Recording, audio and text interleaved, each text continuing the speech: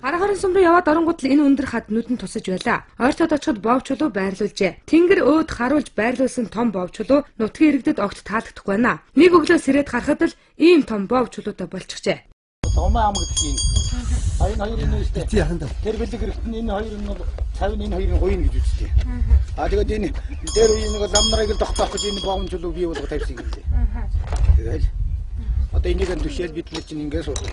Тэгэхээр хуучин бовн чулуу нь одоо яасан чи мэдхгүй шинэ бовн чулуу баригчлаа гэж яригдаад байсантай хотоо. Тэгэхээр энээр нь ямар ч хэлтэй энийгээр нь хүмүүс дуртай байна уу хэр хүлээж авч байна. За тэгээ энэ би миний хувьд бол өстэй энэ баруун талын гуйн дараа нь тавьчихсан гэхдээ жоохон өөр болоо. Ингээд амын нөхдөд тэр хүмүүс надад бол хамаахгүй тэгжил төлөвлөх хэрэгтэй байсан. Одоо яг ингээд тавьчихсан нэг дээр тавьчих одоо ингээд болчихсон. Яагаад гэвэл энэ их юмаа гэдэг юм жолооч ингээд энэ гуйн дарын бовн чулуу тавьчихсан.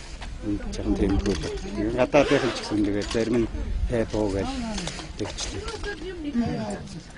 Тэгэхээр ер нь хадгалт хүмүүс сандаж юу ч хэлмээр байна. Яг тэгвэл бас нутгийн иргэн энд олон жил амьдарсан хүний хувьд бас санаа зовдөг юмны нэг болоо гэж бодож байна. Тэгэлгүй яах вэ?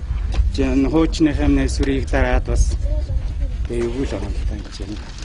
Энийг буулгахлаар бас аргамж авах бол юм. Ер нь яг одоо энэ уулна байгаас өөрөө их юмаа гэдгээр энэ гадаад заяас юугаараа бол эртээр үес энэ бовн чулуу гэдгийг энэ түүхээрээ өөрөө байгуулж бүтээсэн юм байна. Сүүлийн үед болохоор энэ бовн чулуу гэдэг нь яг одоо энэ шинэ барьсан, хов хүн барьсан болон сайхан юм ийсэн тийм. Ганц нэг гуйн дээрээ барьсан. Тэгээ түүхийн уламжлаа бодсон гэсэн. Энэ бол түүхийн өв соёлыг нэгсэндээ үн цэнэгүй болгож байгаа гэдэг байхгүй. Тэгэхээр энэ бас нэг засаг захиргааж байсан, ховж байсан, яаж бодсон энэ бол боломжгүй зүйл тийм. Яаж бодсон хажуу хавирган дээр гуйн дээр юм барьчих гэдэг чинь бас боломжгүй юм байна л да. Сумын засаг дарга эмэгтэй энэ бов чулууны талаар тодорхой мэдээлэл өгсөнгүй.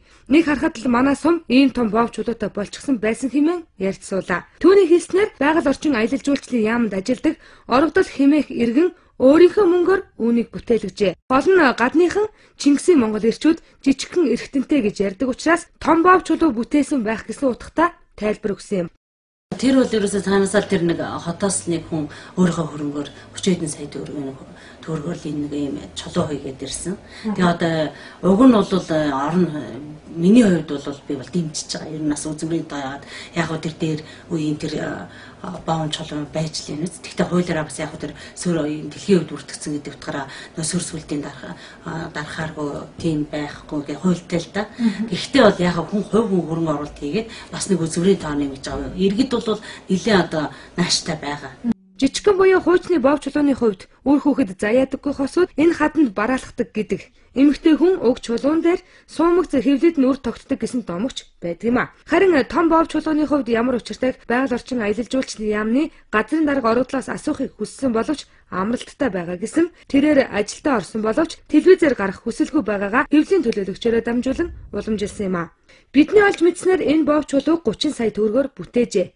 Хэдийгээр хувь хүний халааснаас гарсан мөнгөөр энэ бов чулууг бүтээсэн гэж байгаач ач тусыг нь ботход хайрын мөнгө өргөцсөн байх юм а. Ямар ч ажлын байргүй, үйлдвэрлэл хөгжөөгүй, дэд бүтэцгүй, хар хоронд 2 дахь бов чулууг босгох нь илүү ажил болсон байна. Магадгүй талхны цех барьсан бол дор хаяж 20 хүнийг ажлын байртай, цалинтай, орлоготой, бүр амьдралтай болгох байлаа. Хар хоронгоос Батгшиг мэдээллээ.